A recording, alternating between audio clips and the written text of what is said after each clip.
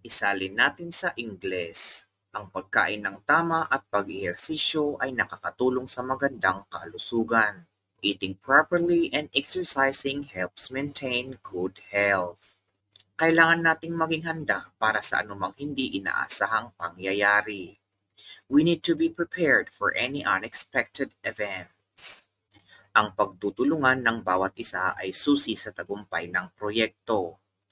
The cooperation of everyone is the key to the success of the project. Mahalaga ang pagkakaroon ng disiplina sa pag-abot ng mga layunin sa buhay. Having discipline is important for achieving life goals.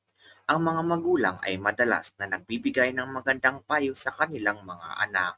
Parents often give good advice to their children. Thank you for watching. Follow for more.